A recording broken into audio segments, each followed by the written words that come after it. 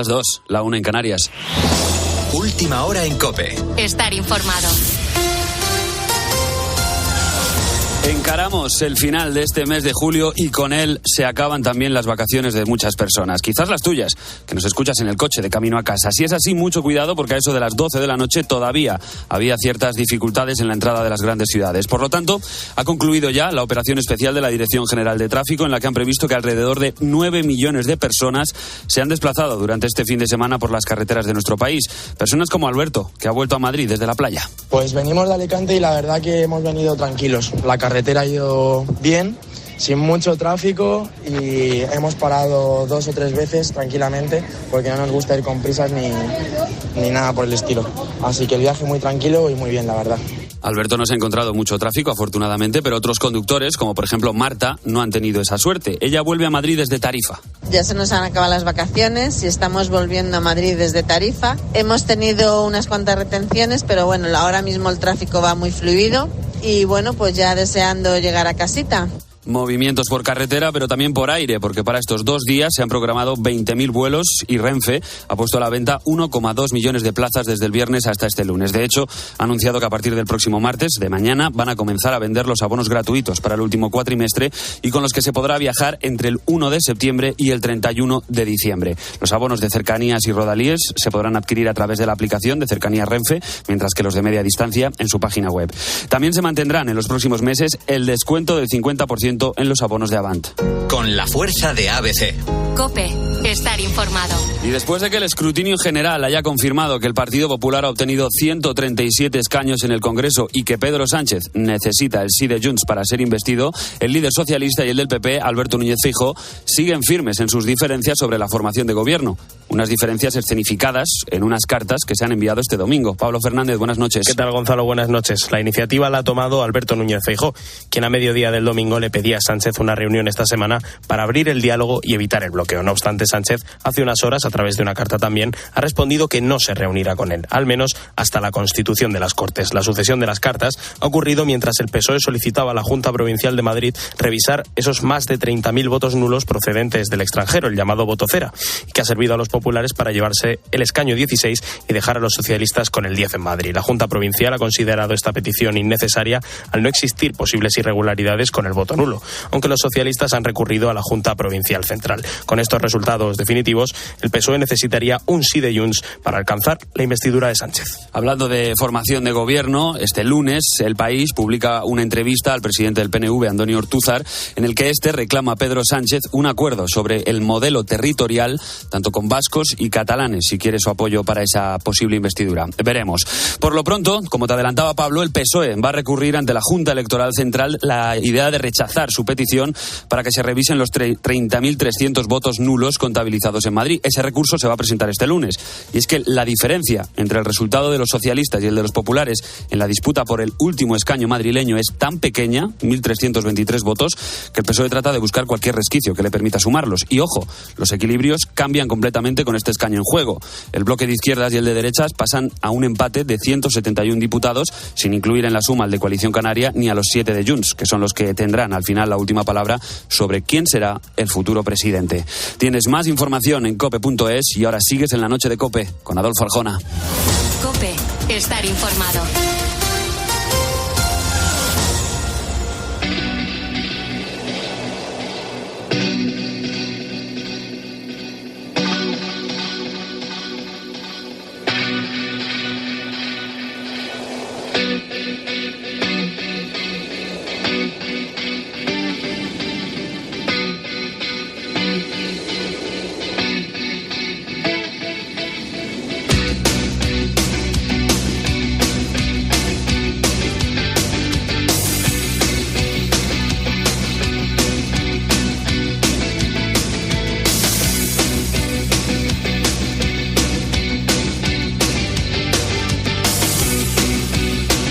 Adolfo Arjona. La noche. COPE. Estar informado. Estoy en la planta 105 del World Trade Center. Acaba de producirse una explosión. ¿En qué edificio está? ¿En el 1 o en el 2? En el 1. Hay humo y somos unas 100 personas. No se mueva. 2 aviones impactando contra 2 de los edificios más famosos del mundo. Casi 3.000 muertos. Un ataque a la mayor potencia internacional. El terrorismo islámico contra Occidente. Un atentado televisado en directo para el mundo entero. ¡El World Trade Center está explotando! ¡Dios mío! Acabo de ver hundirse el World Trade Center. Reconóceme que antes del 11 de septiembre de 2001, esto nos habría parecido el guión de una superproducción de Hollywood. Sin embargo, aquel 11 de septiembre, el mundo cambió para siempre con el atentado contra las Torres Gemelas de Nueva York. Un episodio de nuestra historia más reciente que abrió una nueva era en las teorías de la conspiración. Necesito que me ayude Ricardo Ruiz de la Serna, es investigador asociado del Instituto CEU de Estudios Históricos, es experto en terrorismo. Querido Ricardo, muy buenas noches y bienvenido a la cadena COPE. Buenas noches a todos. Encantado de estar ahí una vez más. Oiga, hay conspiraciones que apuntan directamente al origen de los atentados. Una de ellas es que el gobierno norteamericano sabía desde hacía meses que el atentado se iba a producir y sin embargo no lo evitó. Le voy a invitar, Ricardo, a que durante este ratito de conversación usted se monte conmigo en la ola de la teoría. No es tanto desmontarla, porque probablemente en muchos casos se desmonta por sí misma, pero por ayudar a entender cómo hay gente que puede llegar a estas conclusiones. Dicho esto, decíamos gobierno norteamericano que sabía desde hacía meses que el atentado se iba a producir. ¿En qué pruebas se basa esta teoría? Bueno, normalmente las teorías de la conspiración tienen algo que parece o tiene el aspecto externo de un indicio. Normalmente no llegan al punto de pruebas en el sentido de producir una convicción, pero sí tienen la suficiente capacidad o la virtualidad de generar la duda. Entonces, claro, se dice que había información que habían dado a conocer confidentes, que había información a la que se accedía por agentes o por informadores infiltrados. Pero claro, una de las características de las teorías de la conspiración es que se confirman a sí mismas, de tal manera que uno de los elementos para confirmar la teoría es precisamente que no se conozca, y no se conoce porque los conspiradores no quieren que se conozca, con lo cual es imposible establecer un diálogo en clave de pruebas o de objetividad de los hechos que se afirman, porque la propia teoría de la conspiración basa su fuerza en la debilidad de los indicios. En torno al 11 de septiembre han surgido innumerables teorías conspiranoicas, aquella que apunta, por ejemplo, al Mossad, al servicio secreto israelí, como promotor del atentado, o la que señala que los militares recibieron orden de no interceptar los aviones a pesar de que Estados Unidos cuenta con la fuerza aérea más poderosa del mundo, o la que apunta a que unos días después del 11S, políticos y periodistas recibieron cartas con anthrax, que hubo 5 muertes y que ambos hechos estaban relacionados. Oiga, una de las teorías, Ricardo, alternativas más extendidas sobre el 11S tiene que ver con la caída de las Torres Gemelas. Ahí va la pregunta. ¿Cayeron por el impacto de los aviones o fueron derribadas de manera controlada? Esta segunda opción, fueron derribadas de manera controlada, es la que defienden los conspiranoicos. ¿Cómo se supone que se hizo esa demolición controlada y por qué? Lo que dice la teoría de la conspiración es que fue desde dentro dinamitando los elementos, dinamitando o volando, si se quiere, los elementos estructurales de las dos torres, de tal manera que esto, fíjate, Adolfo, como aquí ya entramos en el ámbito de la especulación de la teoría conspirativa. ¿Quién está en condiciones de tener ese conocimiento y de disponer de los explosivos? Tiene que ser alguien vinculado a los aparatos misteriosos que controlan el mundo. Este es el planteamiento de la teoría de la conspiración. Claro, y el salto que va de lo que uno puede concebir como posible a lo que claramente es imposible, en la teoría de la conspiración es un salto muy tenue. Es decir, todo va pareciendo razonable y llega un momento en el que hay un relato que, cuando uno entra a profundizar en él, obviamente es un relato falso, pero que en la apariencia es coherente o es consistente. Entonces se dice, las volaron desde el interior. ¿Quién tiene la capacidad para hacer esto? Y otro argumento muy característico de las teorías de la conspiración. ¿Quién tiene la capacidad de hacer que esto quede impune? Porque normalmente la teoría de la conspiración apunta hacia un poder misterioso que gobierna el mundo, que gobierna la sociedad. Ricardo, déjame que haga un poco de abogado del diablo. Los aviones se estrellan contra las torres en las partes más altas de los edificios. ¿Es razonable que esos edificios colapsaran tan rápidamente en apenas 10 segundos, que los incendios fueran muy breves? Fíjate, 102 minutos en la primera torre, 56 en la segunda, un incendio en la parte alta de la segunda torre, en menos de una hora la torre cae, o las explosiones que dicen que se escucharon antes del colapso. Argumentos conspiranoicos, pero claro, es que narrados así, tiene la sensación de ser muy sensatos, ¿eh? Por eso digo que cuando uno ve la estructura de una teoría de la conspiración, tiene una estructura similar a las que se dan en el folclore e incluso en las leyendas urbanas, ¿no? Algo que aparentemente es coherente. Uno dice, bueno, ¿cómo fue esto posible? Si uno ve las investigaciones que se han hecho, es posible que los atentados del 11 de septiembre sean de los atentados más investigados de la historia, desde luego de la historia de Occidente. Es decir, que no es de la historia contemporánea en todo el mundo.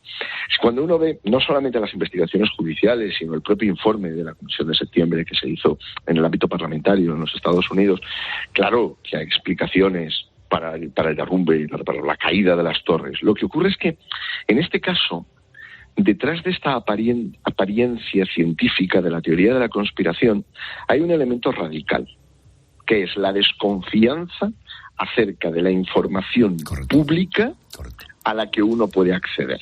De tal manera que se dice, no, lo que te están contando es lo que quieren que creas, pero la verdad es otra. Ante esto, buena parte de la argumentación científica resulta, no diré que inútil, pero resulta poco convincente, porque la teoría de la conspiración, Adolfo, es un marco. Entonces, frente al marco que describes, ¿no? Lo de decir, ¿cómo fue esto posible? Tiene que haber algo misterioso. La abundancia de pruebas en contra, la abundancia que muestra que claro que hay una explicación científica para el derrumbe de las torres, claro que las temperaturas alcanzadas, claro que la magnitud del golpe pueden explicar la caída. No es un debate propiamente científico.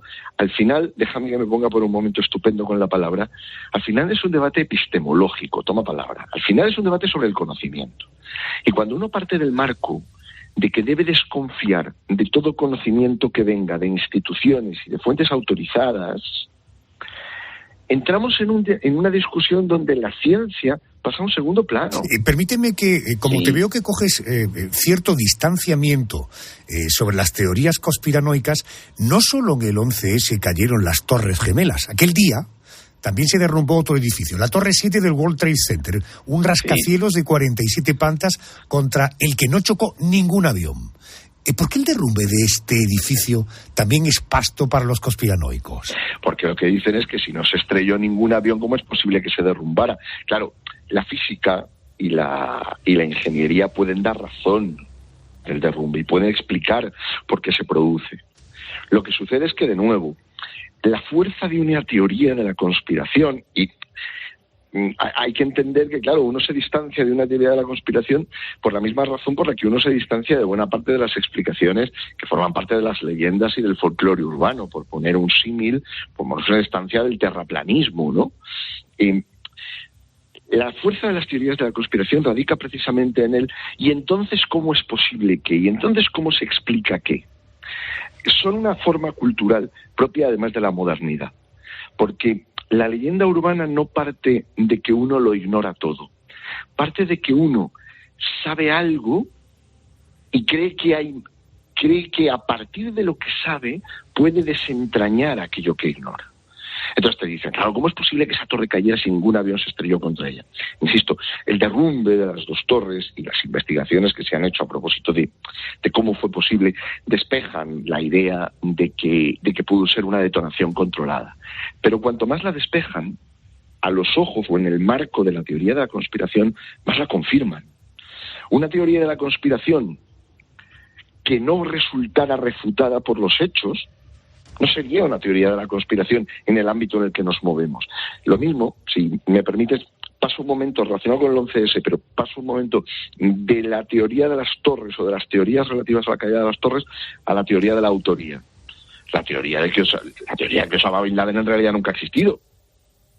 Esta teoría existe y ha existido. Y se decía, no, Osama Bin Laden es un invento de la propaganda. De nada sirvió que apareciese el cadáver de Osama Bin Laden, de nada sirvió que apareciese la información acerca de la operación en la que eliminaron a Bin Laden. De nada sirvió. Es decir, al final, la persona que decide no creer las pruebas que se presentan frente a ella, ve en toda prueba que se presenta una confirmación de sus sospechas. Y en todo caso, la necesidad por una parte del ser humano de encontrar respuestas ante hechos tan monstruosos como este, o incluso, me atrevo a decir, gañanes que están en el poder y que han hecho uso de la información, deformándola, guardándola, escondiéndola. Todo eso también forma parte de este caldo de cultivo, ¿no? Sí, tienes razón. O sea, y además es bueno que esto se diga. En torno a las teorías de la conspiración hay todo un negocio y hay una industria.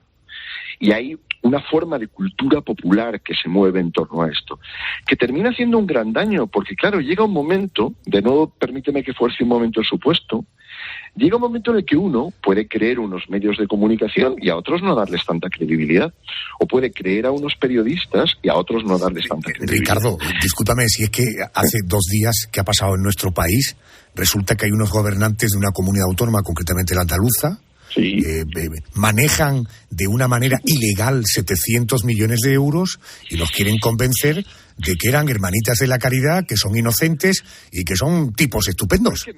Para quien lo ve desde la teoría de la conspiración, el hecho de que exista una sentencia de más de 1000 páginas que así lo considera acreditado, solo confirma la teoría de la conspiración. Correcto. Es decir, claro, porque llega un momento en el que uno dice, mira, tú puedes creer en unos medios y en otros no, o en unos periodistas y en otros no, pero cuando partes del marco conceptual, del marco de conocimiento, de que todos los medios, todos los periodistas, todas las fuentes públicas de información mienten, frente a ese marco, no hay prueba racional que puedas oponer en contra, porque no es un debate sobre hechos, ni es un debate sobre argumentos, es un debate previo, es un debate sobre la confianza que merece una determinada forma de conocimiento, en este caso el conocimiento que se difunde a través de los medios de comunicación de masas y al que se accede a través de fuentes públicas.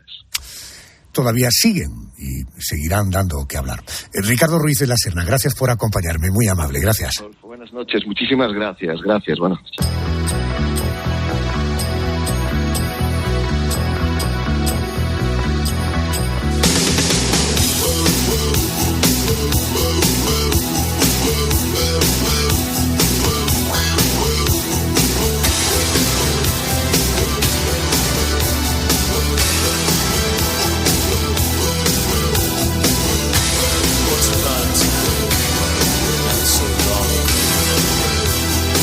La mayor parte de la gente no cree que algo pueda ocurrir hasta que ya ha ocurrido. No es por estupidez o debilidad. Es la condición humana. Parece que han pasado años desde que un virus desconocido paralizó el mundo. Y ya casi se ha dejado de hablar de él. ¿Y si te pregunto, cuál es el origen del coronavirus? Probablemente es una pregunta para la que ni tú ni yo, ni la mayoría, tenemos una respuesta clara. Pero ¿cuál es la hipótesis oficial? La teoría que defiende la comunidad científica como la del origen del coronavirus. Vamos a buscar en un reputado divulgador científico, es el director de la revista Esquire, es colaborador de COPE, Jorge Alcalde. Vamos a intentar encontrar respuesta ahí. Querido Jorge, buenas noches. Buenas noches, Adolfo. Los estudios genéticos del virus y los estudios epidemiológicos de cómo ha afectado a diferentes poblaciones ponen, casi sin lugar a dudas, el epicentro de esta pandemia en Wuhan, en la localidad china. Y es obvio que se trata de un virus natural. Nada de teorías extrañas sobre si fue fabricado en un laboratorio. Los genes demuestran que es un virus que ha evolucionado de manera natural. Y hasta ahí podemos leer, porque el resto todavía sigue sin estar del todo claro. ¿Qué es lo que hizo que este virus se expandiese por todo el mundo? Sabemos que la ciencia ha demostrado que uno de los principales focos fue el mercado húmedo de Wuhan. Lo que todavía no sabemos es cómo llegó allí. si fue portado por algún ciudadano que fue contagiado previamente, quizás después de varios saltos entre animales y seres humanos, o cuál fue el origen de ese primer gran foco. De manera que la ciencia puede determinar que efectivamente nació allí, en ese entorno, que el virus es natural, no está fabricado en un laboratorio, pero no puede descartar dos posibilidades. Una, que se expandiese de manera natural por el contacto de un ser humano con un animal y de allí se trasladase de manera epidemiológicamente lógica al mercado de Wuhan. O dos, que fuese un virus que estaba en un laboratorio, aunque fuese de origen natural, insisto, y que por algún tipo de fuga se escapase para infectar a personal no del laboratorio. Pero la tesis oficial, esto que hemos oído, no convence a todos. En todo el mundo hay defensores de la teoría de la conspiración que sostienen que la COVID salió de un laboratorio. Quiero saludar al investigador Francisco de Asís de Rivera. Es el único español que pertenece al grupo de expertos repartidos por todo el mundo que pidieron una investigación profunda e independiente sobre los orígenes de la COVID, incluyendo, un posible origen de laboratorio. Estos investigadores redactaron varias cartas abiertas a la Organización Mundial de la Salud, haciendo precisamente esta petición. Las cartas se publicaron en el New York Times, en el Wall Street Journal y en Le Monde. Don Francisco de Asís de Rivera, muy buenas noches. Buenas noches, Adolfo. Muchas gracias por invitarme. Permítame decirle que cuando en la COPE saludamos a un invitado que se llama Francisco de Asís, entenderá usted que nos llenamos de paz y de equilibrio, ¿no? Lo entiende, supongo. Claro, sí. Oiga, le voy a pedir un ejercicio que yo le ruego, por favor, que sea un poco cómplice conmigo, porque habrá cosas probablemente que a usted y a mí nos parezcan absurdas, pero vamos a intentar incluso poner en pie algún asunto absurdo, ¿no? Oiga, los más conspiranoicos apuntan a que el coronavirus fue creado en un laboratorio modificado para poder multiplicar su poder de infección. En su opinión, ¿qué verosimilitud tiene esta teoría que hubiera un interés por crear, por difundir y hacer más peligroso un virus como este? Bueno, lo primero que habría que decir es que en verdad hay muchas teorías posibles, obviamente unas más legítimas que otras. Añadiendo lo que había dicho antes Jorge, pues sí, por un lado habría la teoría, por así decirlo, zoonótica, por otro lado estarían las teorías de accidentes relacionados con la investigación. Y ahí caben muchas cosas, incluso lo que ha dicho Jorge, podría ser un investigador que ha ido a una cueva y se ha contagiado ahí, eso sería pues parte natural, parte humano, por así decirlo. Luego también tenemos manipulación de virus en laboratorio, o simplemente que tienes un animal en un laboratorio y ahí es donde se contagia también un investigador. O sea que el abanico es amplio. Lo que sí podría ser conspiranoico, lo que están abiertas todas las posibilidades, y de hecho esta misma semana pues ya hemos tenido el informe de por fin de The Lancet, que dice que están abiertas dos principales teorías, que es el origen zoonótico, el origen del laboratorio, pero por así decirlo sí se podría considerar un poco conspiranoico eso que dicen algunos de que esto es un arma biológica deliberadamente diseminada. Hombre, a ver, yo creo que no hay mucho soporte en eso. ¿Por qué? Porque a nadie se le ocurre soltar un arma biológica en la puerta de su casa, eso es número uno, y número dos, no sueltas un arma biológica si no tienes el antídoto antes, que en este caso sería la vacuna. Entiendo. Las vacunas chinas son muy malas, ¿no? Sí, lo que pasa es que entienda también que en pleno siglo XXI, en una pandemia mundial, que todavía nos sigamos haciendo preguntas sobre cómo pudo ocurrir esto, también da pie a que se puedan hacer teorías conspiranoicas, ¿eh? Claro, bueno, el problema es que como ha habido se ha ocultado mucha información, sobre todo del Partido Comunista Chino, pero bueno, incluso de democracias como los Estados Unidos, que están publicando informes de documentos, ¿no?, de procedentes de ley de transparencia americana, que vienen muy expurgados, ¿no?, con muchas cosas tachadas. Pues bueno, y que hay mucha información que no se está publicando. Entonces todo esto, pues claro, da luz a muchas teorías, ¿no? Pero lo que sí sigue en pie es principalmente las teorías, por un lado, de origen zoonótico, y luego otra, que es la de que puede surgir esto como de un accidente de laboratorio. Y por continuar lo que me estabas diciendo antes, en los laboratorios efectivamente se hace una cosa que se llama estudios de investigación de ganancia de función, ¿no?, que es modificar virus. Lo que hay que decir también es que lo que no se hace es crear desde cero ningún virus a día de hoy. Eso es muy pretencioso, el humano no lo sabe hacer. Lo que sabe hacer con mucho es pues recombinar piezas de distintos virus o someterlo a presión evolutiva para que se adapte pues a un humano, a los humanos o a otras especies, ¿no? Eso sí se hace. Y entonces eso es lo que está sobre la mesa según la Organización Mundial de la Salud. Correcto. O sea, que no, eso no es conspiranoico de ningún tipo. Bueno, ahora sí que te explico de dónde viene esto de la conspiración. No, inmediatamente, pero por seguir un poco con el hilo de su argumentación, partimos de la base de que se trabaja con un virus natural en un laboratorio y, por tanto, caben dos opciones. Que accidentalmente se haya escapado o que intencionadamente se haya dejado escapar. Ahí viene la pregunta, antes de conocer este informe. ¿Qué posibilidades hay de que un virus de laboratorio se escape de ese entorno de altísima seguridad? ¿Qué tiene que pasar para que esto ocurra? Bueno, a ver, los accidentes o incidentes son muy habituales, ¿no? En países más transparentes, que ni siquiera son muy transparentes, como Estados Unidos, pues ahí publican cientos de incidentes al año, es súper normal, pero ahí tienes un abanico desde cosas poco relevantes hasta muy relevantes. Y te digo algunos casos.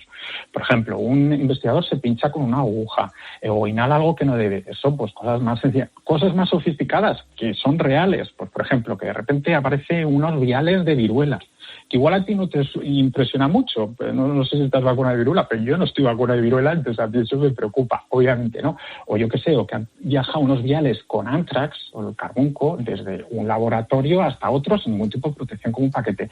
O sea, bueno, y te voy a ir más lejos. Mira, ahora estamos en una epidemia de SARS-2, ¿vale? O sea, el virus de la COVID es de tipo SARS. Hubo una epidemia, pero sí un derrame de SARS en 2003, ¿vale? Ese es el SARS-1. Pues estos virus, el SARS-1 se escapó 4 veces que sepamos del laboratorio. Caramba, con los SARS. Y el SARS-2 de ahora, en pandemia, se escapó también muchas veces. Pero además, fíjate, te voy a decir una cosa muy curiosa. Los laboratorios se dividen en varios niveles de seguridad, ¿no? El máximo es el 4. Bueno, pues en Taiwán, hace pues un año creo, a una investigadora, trabajando creo que era a nivel 4, pues le muerden sus ratones 2 veces. O sea, no una, 2. Pero lo gracioso es que se contagia no con la cepa que tenían estos ratones, que creo que era Delta, o la variante, perdón, se contagia con la variante de los investigadores del grupo de al lado. O sea, esto es nivel 4, pero si yo ahora te digo que en el Instituto de Virología de Wuhan no trabajaba en nivel 4 con los SARS, trabajaba en nivel 2. O sea, 2 niveles por debajo. Pues dices, hombre, no solo ya que sea fácil o no, es que encima es que está en un nivel que no es el adecuado investigando con virus de tipo SARS en el Instituto de Virología de Wuhan y haciendo estudios de ganancia de función. De hecho, es el sitio del mundo donde más estudios se hacen de coronavirus y de SARS, donde está la mayor colección de virus de tipo SARS del mundo. Todo eso es en Wuhan, o sea, esto es una casualidad. Bueno, y que además consta que hay un programa de investigación ahí para hacer ganancia de función, que es darle más funciones a los virus, o más letalidad o más transmisibilidad. Que esto también hay que aclararlo. Dar menos letalidad a un virus puede ser también muy peligroso, porque si se hace más transmisible es más peligroso. De hecho, el SARS-1, para daros una idea, pues no sé si tenía 10 o 30% de letalidad. O sea, estamos hablando, pues no sé si casi 100 veces más letalidad que el SARS-2. Pero bueno, es más peligroso el SARS-2. ¿Pero por qué? Pues porque es muchísimo más transmisible. Entonces hay que tener mucho cuidado con estos estudios de ganancia de función. Señor D'Assis, ¿qué otras razones avalan, en su opinión, estas teorías alternativas sobre el origen del coronavirus? Ya descartamos, en principio, a día de hoy, de que haya sido fabricado. Parece que hay pruebas que evidencian que es un virus natural. Pero la posibilidad de que se haya podido escapar, todo esto, ¿por qué surgen estas teorías? O sea, a ver, podemos descartar que se haya construido desde cero, que se haya diseñado. Es que eso se utilizó al principio de la pandemia como falacia de hombre de paja para desacreditar a la gente que decía que podía ser un accidente. Se puede descartar que es diseñado desde cero. Lo que no se puede descartar es que estuviera en el laboratorio y que tuviera cierta manipulación de este tipo de, pues esto, de ganancia de función o de insertar sitios de escisión de furina, que casualmente ningún virus de tipo SARS conocido hasta el origen de la pandemia, incluso hasta ahora, tiene el sitio de escisión de furina. Pues bueno, había un programa específico, bueno, una intención de añadir sitios de escisión de furina a los virus de tipo SARS en este grupo investigador. Y dices, hombre, qué casualidad, ¿no? Qué gusto haya aparecido ahí, ¿no? Entonces, esto no está descartado a día de hoy. O sea, puede estar descartado que haya sido diseñado desde cero, pero no está descartado. De hecho, para entender, Francisco, para entender, quiere decir como que alguna aportación, alguna sustancia química que le añadieron al virus. Bueno, no es sustancia química, es pues eso, por ejemplo, que es que esto se hace, ¿no? Que es, oye, voy a coger la proteína de tipo pico de un virus SARS y se la pongo a otro tipo de virus SARS porque quiero investigar si tiene afinidad por los humanos, ¿no? Bueno, esto se investigaba en Wuhan en concreto, ¿no? O eso, voy a insertarle 4 letritas, un coronavirus de tipo SARS es como 30.000 letritas, nucleótidos se llama, ¿no? Pues mira, voy a insertarle aquí 12 letritas para ver qué pasa, ¿no? El sitio de extinción de furina. Pues esto también se hacía en Wuhan. Eso no se puede descartar a día de hoy. Qué fuerte. Francisco de Asís, gracias por arrojar un poquito más de luz, mucho ánimo y naturalmente a cuidar ese precioso apellido. Muchas gracias, Adolfo.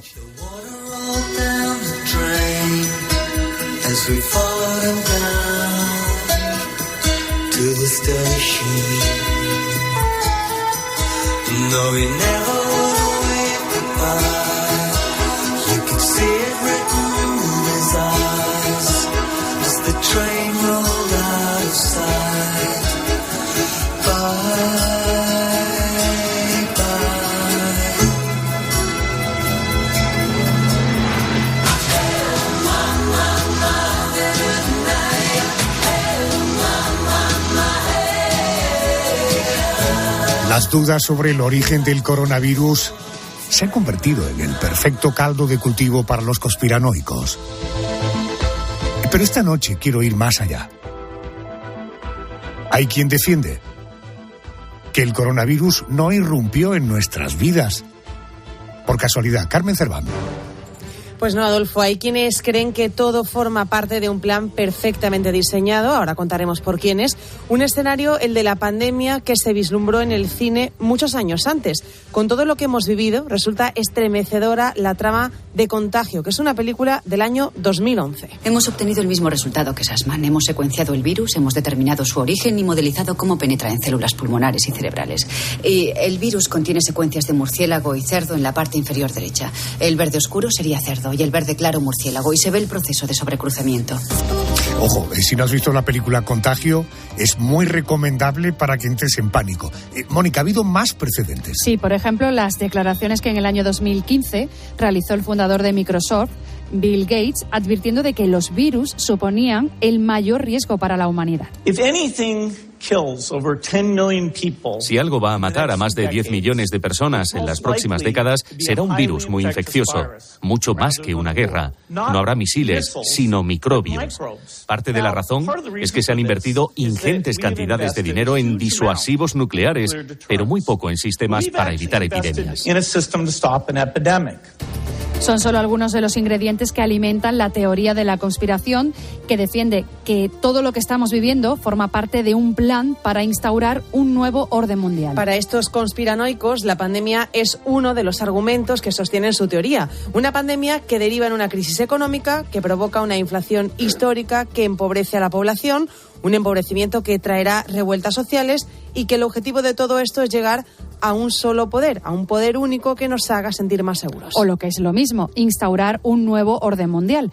Y ahora sí, ¿quiénes están detrás? Unas élites que urden todo lo que ocurre con el objetivo de instaurar ese gobierno único en el mundo. Gracias, Carmen y Mónica. Quiero saludar a Jaime Viñamuera, es consultor de Relaciones Internacionales. Señor Viñamuera, muy buenas noches y bienvenido a la cadena COPE. Hola, Adolfo. Muy buenas noches. Buenas noches. Oiga, el nuevo orden mundial es una de las teorías de la conspiración más conocidas del mundo. Y no es nueva. No ha nacido a raíz de la pandemia. ¿En qué momento y en qué contexto histórico nace esta conspiración del nuevo orden mundial? Bueno, la teoría de la conspiración en realidad tiene el origen en un concepto que tiene una connotación, podríamos decir, que no es necesariamente negativa, sino que es simplemente un nuevo orden mundial, una nueva etapa histórica que va a surgir cuando se da un cambio en el equilibrio de poder global. Entonces encontramos varios orígenes. Hay gente que dice que el orden mundial actual nació en la Paz de Westfalia en 1648, después de la Primera Guerra Mundial, 1918, con los 14 puntos de Wilson, también surge un nuevo orden mundial, sobre todo al terminar la Segunda Guerra Mundial, ya con los acuerdos de Bretton Woods, el nacimiento de la ONU. Ese podríamos decir que es el orden mundial que vivimos hoy, o si no, al terminar la Guerra Fría, que también Gorbachev y Bush padre hablaban de ese nuevo escenario mundial. Y a raíz de estos acontecimientos históricos es cuando se ha ido alimentando, digamos, la teoría de la conspiración sobre esa supuesta élite que tiene planes para crear un gobierno global. Y esto se origina también en la conspiración de los Illuminati, por ejemplo, que esto, vamos ya a la época de la Ilustración, a finales del siglo XVIII. Y después, en los billetes, por ejemplo, del dólar en Estados Unidos, incluso en el escudo del país, aparece la expresión latina Novus Ordo Seclorum, nuevo orden de los siglos, que es de donde proviene la frase de nuevo orden mundial. Y luego ya, por ejemplo, en Alemania, en el periodo de entreguerras, se utilizó también para explicar todos los desastres que había en el país, la derrota de la Primera Guerra Mundial, el hambre, en fin, es una teoría que ha ido evolucionando, digamos, con la historia. Correcto. Por tanto, cuando hablamos de nuevo orden mundial, nos referimos a la conformación de un gobierno hoy en la sombra. En ese futuro hipotético sería un único gobierno en el mundo que nos gobernaría a todos. Y como acabamos de oír, Jaime nos lo acaba de contar, no es una teoría reciente, no es que surja ahora, sino que esto va como el Guadiana, va apareciendo y desapareciendo. Según esta teoría, Jaime, ¿quiénes formarían parte de ese grupo que maneja el mundo y quiénes estarían hoy en la cúspide? Porque hay quien se atreve incluso a dar nombres y apellidos. Sí. Bueno, la élite está formada sobre todo pues por líderes mundiales, las cúpulas empresariales. Su objetivo de crear un gobierno único está vinculado también, por ejemplo, con las conspiraciones judeo-masónicas, el Club Bilderberg, y siempre aparecen últimamente pues dos grandes nombres: Bill Gates, fundador de Microsoft, y el multimillonario filántropo George Soros. Y luego depende de a quién preguntes o qué foros leas o qué grupos de conspiracionistas preguntes, también entrarían en el ajo los Clinton, los Obama, dirigentes de grandes organizaciones internacionales como el Banco Mundial, miembros de la realeza, la familia Rockefeller, e incluso, bueno, ya se llega a encontrar supuesta simbología en actores de Hollywood, en cantantes, que formarían parte, se supone, del programa MKUltra de control mental. En fin, cualquiera que pueda ser considerado miembro de estas élites, sean políticas o económicas, pues es susceptible de ser considerado un actor de ese nuevo orden mundial. Correcto. Antes Jaime hablaba de los Illuminati, será nuestro siguiente tema. ¿Qué tendría que ver el coronavirus con el nuevo orden mundial? ¿De qué manera la pandemia sería una vía para alcanzar el objetivo del gobierno único en el mundo, según estas teorías? Bueno, durante la pandemia han surgido más teorías todavía que reafirmarían la existencia de esa élite, encabezada por Soros y por Bill Gates, y la pandemia se supone que habría sido la acción más reciente o la más grande de los últimos tiempos para alcanzar ese orden mundial, debilitando a los estados, debilitando sus estructuras, limitando la libertad de las personas, a través, bueno, ya hemos oído mucho de ese chip que habría en las vacunas y que daría lugar a un reinicio del orden internacional del que emergería ese nuevo orden. Bueno, suena muy fuerte todo, pero hay cientos de miles, y no millones de personas en el mundo que están convencidas de que esto es así. Me parece que vi un estudio que 1 de cada 3 estadounidenses creen que el gobierno chino diseñó el coronavirus como un arma para debilitar a Occidente. Déjame que voy a leer de la multitud de fuentes que hemos querido visualizar para preparar este especial. Uno de ellos que es entre épico, novelesco. Fíjate tú, dice, abro comillas, la idea principal es que el gran reinicio es una parte estratégica de una gran conspiración de la élite mundial que de alguna manera planeó y llevó a cabo la pandemia del COVID-19. La narrativa sigue con que se introdujeron todas las restricciones que ya conocemos, no con la idea de frenar el virus, sino para provocar deliberadamente un colapso económico y un gobierno mundial socialista, aunque dirigido en beneficio de poderosos capitalistas. Esto lo leí de un reportaje del Confidencial. Y para que lo entendamos, y montados en la ola de la teoría, ¿un gobierno único para qué? ¿Qué sentido tendría? Bueno, aquí también hay mucha diversidad, ¿sabes? Porque aparte del concepto muy amplio de dominación mundial, hay, bueno, sugerencias ya muy extremas de la implantación del reino del anticristo. Pero bueno, se enlaza mucho con eso que has mencionado del gran reinicio, del gran reseteo, que simplemente fue una propuesta del Foro Económico Mundial de Davos del año pasado. Uh-huh. Para recuperarse, digamos, después de la pandemia, reformular un poco las estructuras económicas y de mercado internacionales, pero claro, ese nombre de gran reinicio pues dio pie a echar leña al fuego de las teorías conspirativas, y se supone, según los conspirativos, que el gran reinicio pretende eliminar absolutamente todos los estados para formar ese único gobierno global, y que la pandemia ha sido simplemente pues una farsa para generar, digamos, ese gobierno liderado en una dictadura tecnológica, se dice, por el director del Fondo Económico Mundial y también por el propio Bill Gates, por supuesto, que está en todas. Correcto, efectivamente. ¿Qué perfil de personas suelen secundar esta teoría conspiranoica del nuevo orden mundial? ¿Son personas con una determinada ideología política, con algún tipo de rasgo mental? Evito hablar del loco que vive en una caravana en mitad del parque de Yellowstone, ¿no? Me refiero esos perfiles de personas, incluso con cierto renombre, algunos de ellos en estas o en otras teorías de la conspiración, que han tenido reconocimientos, incluso premios Nobel, que hablan de las grandes mentiras oficiales. ¿Qué perfil de personas secundan esta teoría del nuevo orden mundial? Pues aquí de nuevo encontramos de todo, desde gente extremista, supremacistas, que han encontrado, por ejemplo, en Internet, en las redes sociales, ahora la tormenta perfecta, el caldo de cultivo para difundir su desinformación, como la teoría QAnon en Estados Unidos o el terraplanismo. Pero también, efectivamente, hay gente corriente que en la pandemia han visto quizá agravada su situación. Los negacionistas podríamos decir también que son conspiracionistas. Entonces, muchas veces son personas que buscan respuestas a los acontecimientos que vivimos, y cuando la versión oficial pues no gusta, deciden apoyarse en explicaciones alternativas, por muy fantásticas que sean.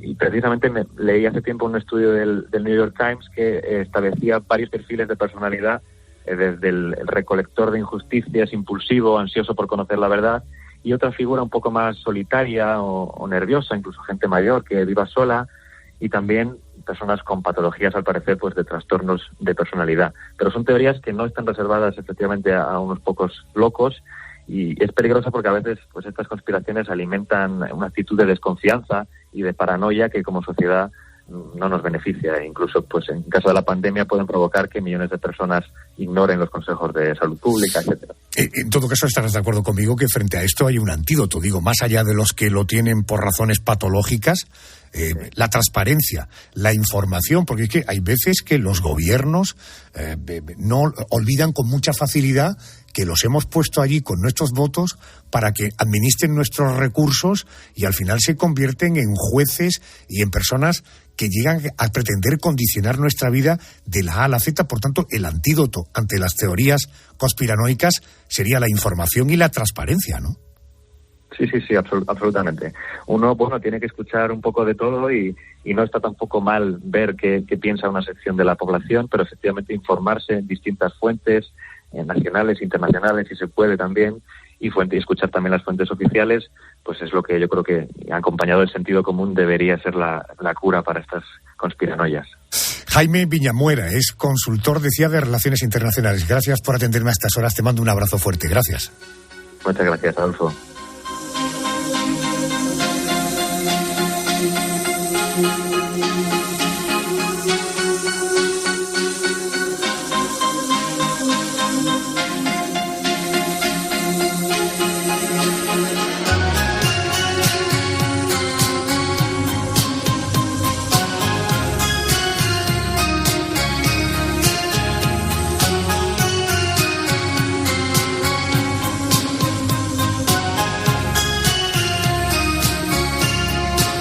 Esta noche aquí en la COPE, en la noche de Arjona, nos estamos adentrando en algunas de las conspiraciones que cuentan con más seguidores a lo largo y ancho del mundo. Y si te digo que nuestras vidas están en manos de un grupo de poderosos que forman parte de una sociedad secreta con varios siglos de historia, que son ellos quienes mueven los hilos del mundo. Este símbolo amigramático de los Illuminati se considera un mito desde hace 400 años. Al parecer, en el siglo XVI, un artista lo creó como tributo al amor de Galileo por la simetría. Y se revelaría cuando los Illuminati reunieran el poder para reaparecer y conseguir su objetivo final. Correcto, hablamos de los Illuminati. Y quiero hablar con Eduardo Bravo. Él es periodista, es compañero, es autor de Historias Raras del siglo XX, de la editorial Clave Intelectual. Querido Eduardo, muy buenas noches. Hola, buenas noches, Adolfo. Buenas noches. Sin ánimo de pedirte que seas exhaustivo, pero por situarnos, ¿quiénes son los Illuminati y cuál es el supuesto origen de este grupo de poderosos? Porque hablamos de un grupo que teóricamente surgió hace ya mucho tiempo, ¿no? Bueno, si nos paramos a pensar sobre el mito, digamos, o todo lo que envuelve a los Illuminati, se remontan casi al principio de los tiempos. Es una especie como de casta o de grupo de poder que siempre ha estado ahí y que ha determinado el futuro o el devenir de la humanidad, ¿no? Pero, bueno, como todas las cosas míticas, que es lo que les da un poquito de veracidad y lo que lo asienta un poco en la realidad y lo que le permite crecer, es cierto que hubo una secta, un grupo, una organización secreta llamada Illuminati en la Baviera del siglo XVIII. Y eso es verdad, era una especie de organización francmasona que buscaba la libertad, la fraternidad, la concordia entre los pueblos, pero que al ser una organización secreta no terminó de caer bien, digamos, en el gobierno de Baviera de la época. Y fueron desmantelados, encarcelados sus líderes y todo esto. Partiendo de esa base, ha habido, digamos, una teoría que establece que esos Illuminati, ya en la clandestinidad, continuaron, digamos, urdiendo una trama de conspiraciones y de acumulación de poder que ha llegado hasta el día de hoy. Y a ellos se les atribuiría, pues, todo lo que nos ha sucedido, desde el 18 hasta ahora y, por supuesto, desde el 18 para atrás. Correcto. Cuando hablamos de Illuminati, supongo que esto tiene mucho que ver siglo XVIII, siglo de las luces o ilustración. Primero, sí o no, y en segundo lugar, que la pirámide y el ojo sea, digamos, el logotipo, el símbolo de los Illuminati. ¿Cuál es el sentido? Bueno, yo creo que ahí el origen está, como te comentaba antes, en las raíces francmasónicas, ¿no? Sí que es verdad que tienen su vínculo con la ilustración, con las luces, con el conocimiento, con la enciclopedia, con la búsqueda de la libertad a través del saber, como bien tú decías anteriormente. Y bueno, pues en todo ese mare magnum pues están los símbolos masónicos, que puede ser el compás, la escuadra, el cartabón, el ojo que todo lo ve, que también tiene una raíz cristiana o católica. Y bueno, pues todo eso, al fin y al cabo, la simbología lo que hace es dotarle de un atractivo y de un sentido y de un hermetismo, porque luego los secretos y el sentido de esos símbolos es solo conocido por unos pocos, que lo hace incluso más atractivo para los que son legos o los que no están iniciados, ¿no?, en ese tipo de conocimientos. Según esta teoría de la conspiración que sostiene que nuestras vidas están controladas por los Illuminati, ¿cómo ejercen ese poder? ¿A través de qué canales? ¿En qué esferas andan infiltrados? Bueno, en teoría podría ser todos los canales. Es decir, los Illuminati, que sería un club o un grupo de poder en el que uno no entra porque quiere, sino porque puede. Es decir, ellos son los que te llaman. Pues ellos o quienes sean, necesitan gente en las altas esferas del poder, por ejemplo, en los medios de comunicación, en la industria, en las empresas.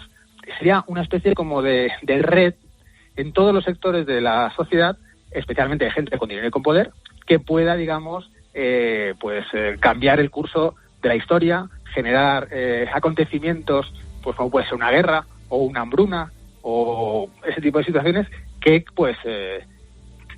determinen, digamos, una serie de cambios sociales o históricos que les beneficien en su objetivo último, que sería la acumulación de poder y su satisfacción personal.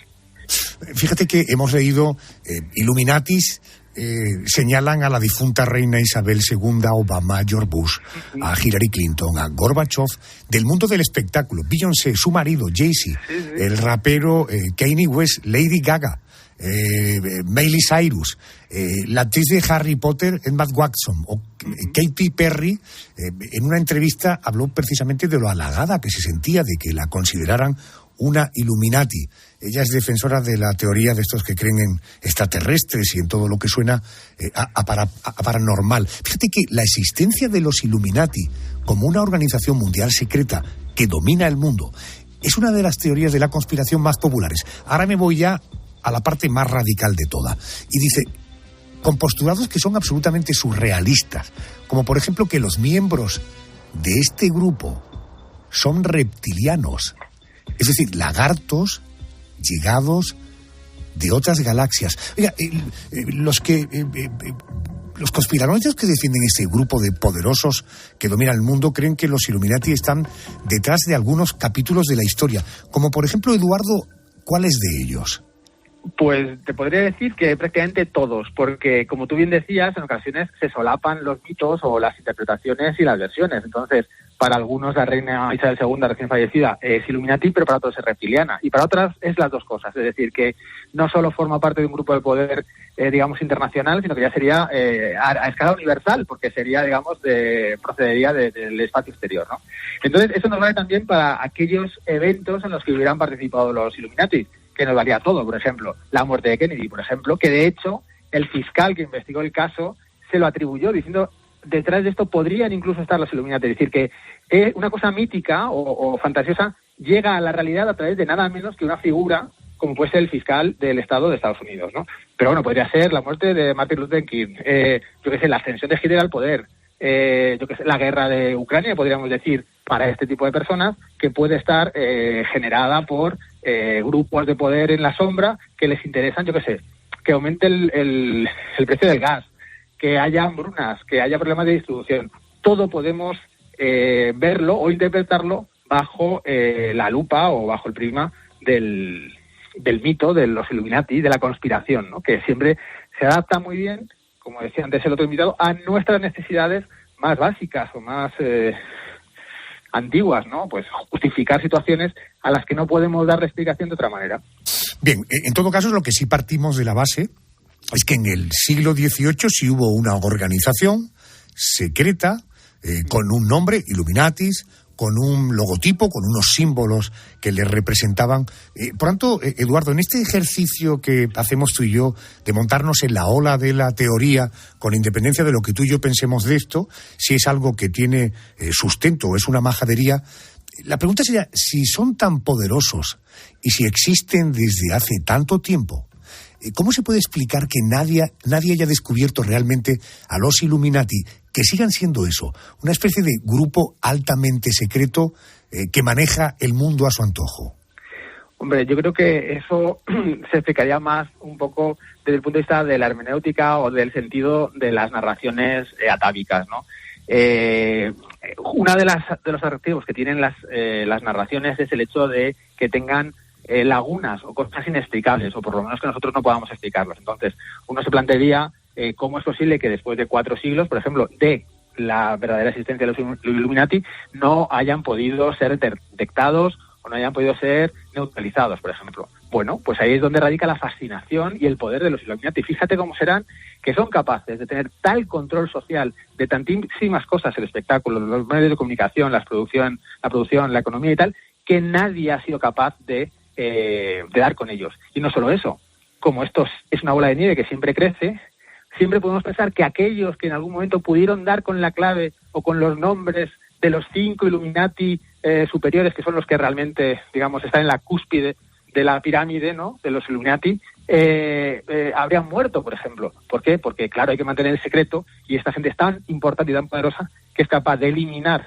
a los testigos y además no generar repercusiones judiciales o penales o de prisión, por ejemplo, ¿no? Entonces todo eso lo que hace es que va alimentando este tipo de discursos, que son discursos en el fondo muy básicos, porque no permiten, digamos, un análisis excesivamente racional o lógico, pero sí son muy emocionales, son muy atávicos, muy del ser humano.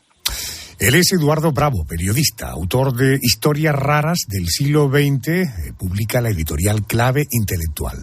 Eduardo, compañero, gracias por acompañarme a estas horas y poner un poco de luz. Un abrazo fuerte. Un abrazo, Adolfo. Muchas gracias.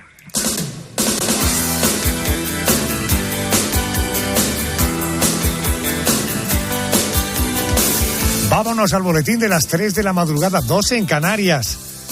A ver qué está pasando en España y en el mundo mientras nosotros divagábamos sobre teorías conspiranoicas. Y luego el conocimiento, lo racional, el porqué de las cosas. Hasta las 4, las 3 en Canarias, aquí en la noche de Arjona, en la COPE.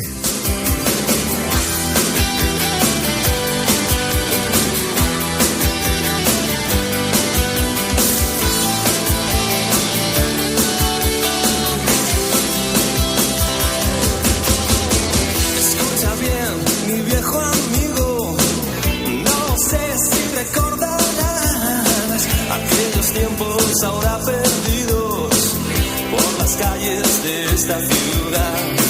Leímos juntos libros prohibidos, creímos que nada nos haría cambiar. Vivimos siempre esperando una señal. En el límite del bien, en el límite del mal. Te esperaré en el límite del bien y del mal. En el límite del bien, en el límite del mal. Te esperaré en el límite del bien y del mal. Es duro estar tan abatido cuando no sientes el dolor. Es como clavar un cuchillo en lo más hondo del corazón. Escucha bien, mi viejo amigo, nunca olvidé nuestra amistad. La vida es solo un juego en el que hay que apostar si quieres ganar. En el límite del bien, en el límite del mal. Te esperaré en el límite del bien y del mal. En el límite del bien, en el límite del mal.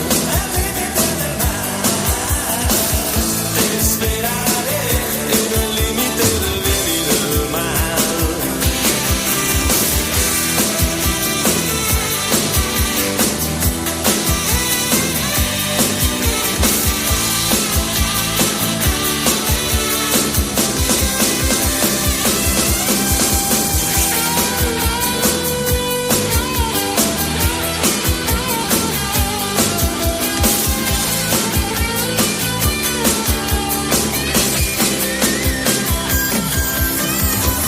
No es difícil encontrar el paraíso en la oscuridad.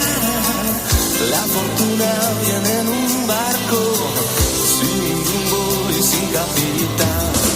Escucha bien, mi viejo amigo, si algún día nos volvemos a ver, solo espero que todo sea como ayer. En el límite del bien, en el límite del mal.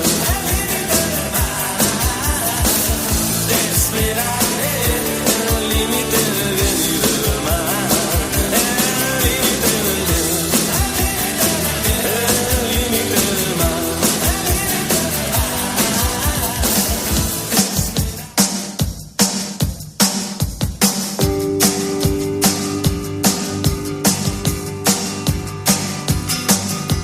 Sé que tengo algunos enemigos, pero esta noche no podrán contar conmigo, porque voy a convertirme en hombre lobo. He jurado a mí mismo que no dormiré solo, porque de hoy no pasa, y voy a pasármelo bien. Voy a cogerme un pedo de los que hacen afición, me iré arrastrando a casa con la sonrisa puesta. Mañana ya sí puedo dormir en la siesta, pero esta noche no, esta noche no, esta noche. Algo me dice que voy a pasármelo bien. Bueno, vamos a ver qué encontramos en esta agendilla de teléfonos. Nunca se sabe. Marta, María del Mar, Ana, Elena estará, no sé. Pero voy a pasármelo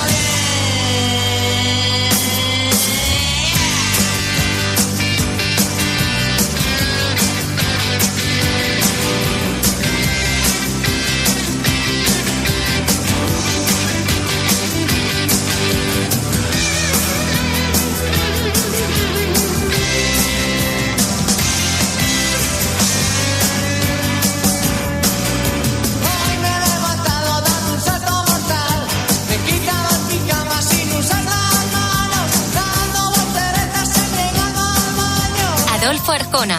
La noche. Cope. Estar informado. Síguenos en Twitter en @cope y en facebook.com/cope. ¡Bang! Quillo Miguelito. Quedan 11 días. Vuelve la Liga. Vuelve. ¡Tiempo de juego! Tiempo de juego con Paco González, Manolo Lama y Pepe Domingo Castaño. Un año más, los números 1 del deporte.